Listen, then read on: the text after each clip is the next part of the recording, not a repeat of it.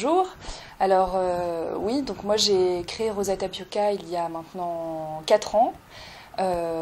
J'ai un parcours plutôt autodidacte parce que je viens pas de l'univers de la mode à l'origine, même si dans ma famille il y a vraiment une histoire du vêtement et du tissu et de l'amour des matières. Et ma mère avait créé d'ailleurs une marque de vêtements à une époque. Et vous verrez, mais par ma grand-mère et mon arrière-grand-mère aussi, c'était vraiment un peu dans les gènes, je dirais. Mais j'ai suivi un parcours plutôt... J'ai fait une école de commerce, j'ai travaillé dans plein de choses différentes, de la publicité, marketing, l'événementiel, pour aboutir enfin à la mode et surtout à une rencontre avec une créatrice qui a été comme une révélation, comme un mentor, qui fait que je me suis formée en modélisme et je me suis lancée. Après avoir fait plein d'essais en couture et vraiment un peu toute seule dans mon coin. Et tout d'un coup, j'ai lancé une première collection qui était plutôt homeware, puis des collections plus prêt-à-porter à partir de 2007.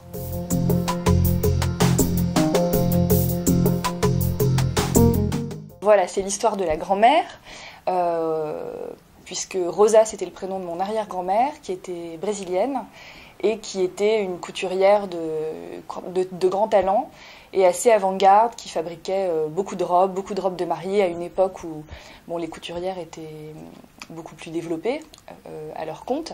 Et c'était une femme, c'est un peu une légende de la famille dont j'ai toujours entendu parler, que j'ai malheureusement pas connue, mais qui est vraiment, qui fait partie de notre univers féminin, puisque du côté de ma mère, on est vraiment une famille de femmes. Et Tapioca pour la résonance, pour le côté gourmand, pour le visuel, ça fonctionnait bien ensemble et je l'ai gardé du coup depuis le début.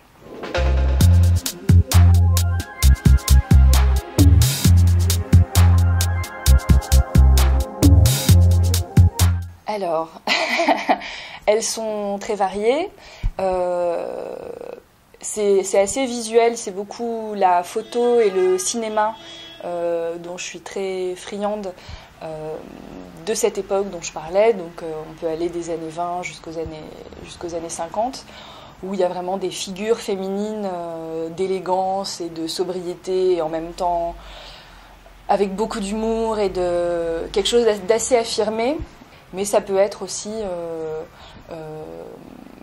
des choses de tous les jours. Je regarde évidemment tout ce qui se fait actuellement. Il y a plein de couturiers qui font des choses merveilleuses. Et puis l'inspiration vient aussi beaucoup du choix des matières. Donc c'est vraiment une partie qui alimente tout le reste. Je commence toujours par évidemment choisir les matières, même si j'ai un peu en tête ce que j'ai envie de raconter, mais ça démarre de là et ensuite viennent les couleurs et ça se construit autour de ça. Et chaque collection raconte un peu une histoire qui vient de tout ce travail de départ qui est hyper riche, qui part dans tous les sens. On cherche plein d'images, plein d'idées. Au fur et à mesure, on est obligé de réduire un petit peu, et aussi dans la littérature. Je lis énormément et j'ai un imaginaire qui fonctionne parfois même un peu trop, mais voilà, ça m'aide à raconter cette histoire qui va devenir une collection.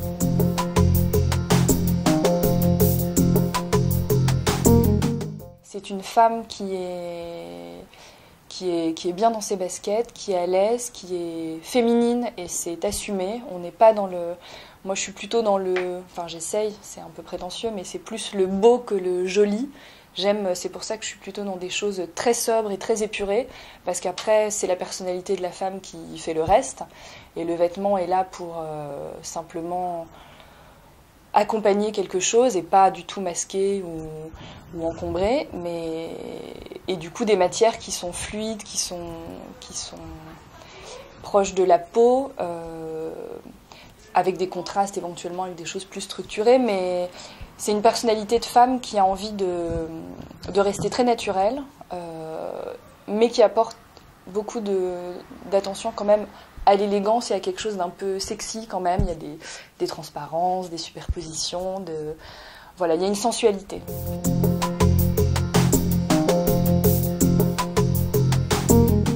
Alors j'aime énormément les soies, que ce soit sous forme mousseline ou chiffon, très, très fines, très vaporeuses, ou des crêpes très lourds avec des beaux tombés bien, bien fluides qui épousent bien les coupes.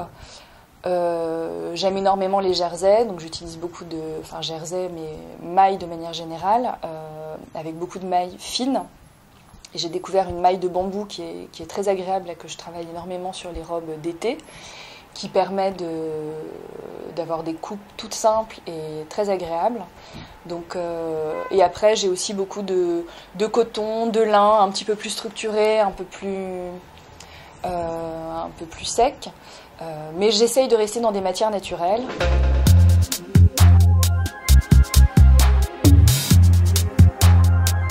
Alors mes matières sont exclusivement européennes, mais principalement françaises quand même, avec un tissage français, donc que j'essaye vraiment de suivre pour avoir une traçabilité de l'origine des matières. Donc j'ai deux sources d'approvisionnement, ce sont soit des stocks, des récupérations de stocks de très belles matières qui viennent en général de maisons de couture, qu'on utilise du coup en deuxième vie, qui permettent de faire des petites séries, parfois même des pièces uniques. Donc ça me donne accès à vraiment des choses de grande qualité et pour des séries très limitées. Et je travaille avec différents tisseurs et tricoteurs français qui font de très beaux tissus. Et il y en a qui commencent vraiment à avoir une démarche intéressante sur le durable avec des matières en fibres recyclées. Et je commence à trouver aussi de l'organique en France, notamment au Portugal. Principalement je suis en France, un petit peu au Portugal. J'ai trouvé un fournisseur italien aussi qui fait des choses hyper originales. Et avec l'Angleterre, je travaille aussi très souvent avec Liberty pour tout ce qui est imprimé à la fois sur coton ou sur soie, parce qu'ils ont vraiment un très beau travail de design très original en imprimé. Et la fabrication est exclusivement made in France, donc tout est fait ici en France, à la fois principalement à Paris pour tout ce qui est chaîne et trame, et la maille est réalisée dans le bassin troyen, dans une bonneterie de maille.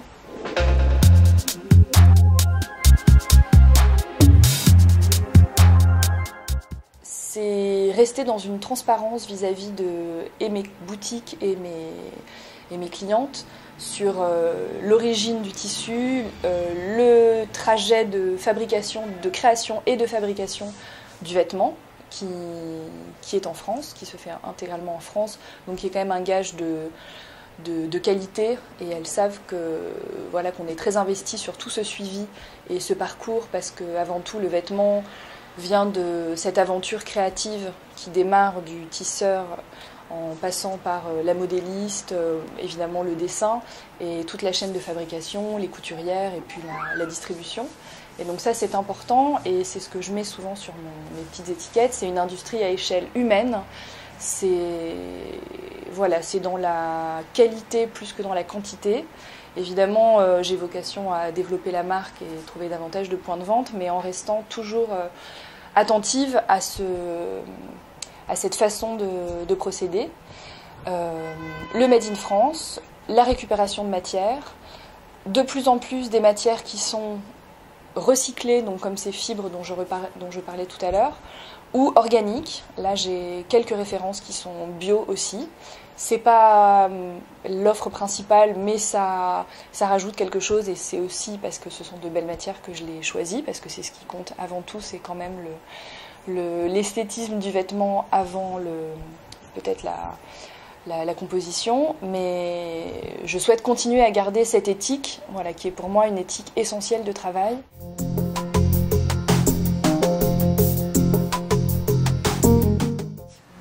Alors, il y a une robe que j'aime beaucoup, qui est la robe Gabi, qui existe en soie, qui est toute fluide et qui a un très joli décolleté avec toujours des poches, parce que j'aime énormément les poches.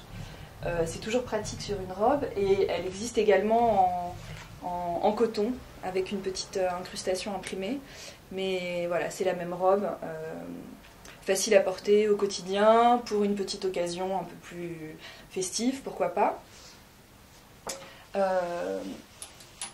J'ai fait une histoire de twin set, un peu comme ce que je porte, dans différents coloris, avec un petit top dessous qui est alors celui-ci il est en coton organique et un petit coton fin, voilà, soit en citron, soit en rouge. Je l'ai fait aussi en nude, dans un ton un peu beige, avec une autre histoire de petit top qui vient par-dessus, qu'on peut mettre ensemble ou séparément, et qui est même réversible, qu'on peut porter des deux côtés, si on a envie. Et moi j'adore ce genre de pièces, super facile à porter, mais voilà, qui change un peu du top tout bête. J'ai fait une petite, ça c'est une petite veste, entre la veste et le gilet, qui est zippé, donc il y a un côté sport, en même temps très très féminin avec le petit col, qui existe aussi dans un molleton noir, voilà, qui est super facilement combinable avec plein de choses, et très très cintré pour le coup, vraiment avec une découpe qui suit bien la ligne des hanches. Quoi d'autre? J'ai fait une petite robe. Alors ça, souvent j'ai une robe en mélange de mailles et de chaîne et trame, voilà, avec des petits empiècements, mais tout d'une pièce qui s'enfile comme un pull, avec des petites poches. C'est un petit jersey de viscose super fin et fluide, voilà, avec une jolie encolure, petite manche. Donc ça c'est... Quoi d'autre? Alors il y a aussi, je vous montre peut-être pour finir, c'est pas dans la collection, mais ce sont des petites tuniques en fait que je propose tout le temps. Donc j'en ai fait également cet été, elles viendront sûrement aussi dans d'autres coloris, voilà, qui peuvent se porter sur un jean, se porter sur un legging, et c'est un de mes premiers modèles, donc qui s'appelle Ayla, de la toute première collection, et que je suis régulièrement. Ça c'est des petits basiques qu'on peut trouver toujours ici à la boutique. Voilà.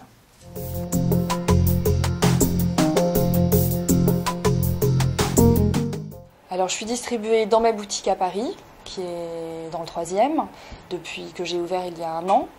Et ensuite j'ai des points de vente qui ont en général une offre multimarque, en France, en province, donc différentes villes en province, et j'espère en avoir de plus en plus. Pour l'instant, j'ai aussi un point de vente en Belgique, un point de vente en Suisse. Là, j'en ai 2 au Japon, et a priori, j'en ai 2 nouveaux qui sont en train de se créer. Voilà, donc à travers des multimarques. J'ai pas de diffusion sur Internet pour l'instant, pas réellement.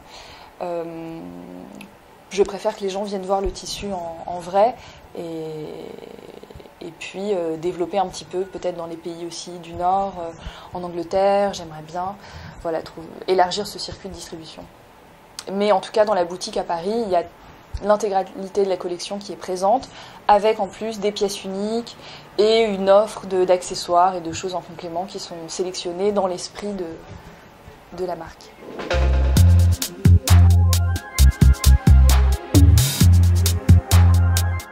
Alors c'est vrai qu'en ce moment c'est un peu la crise quand même, donc on est dans une période difficile un peu pour tout le monde, et surtout quand on est une marque en développement, c'est vraiment dur, donc on a un peu l'impression de se battre contre les moulins à vent,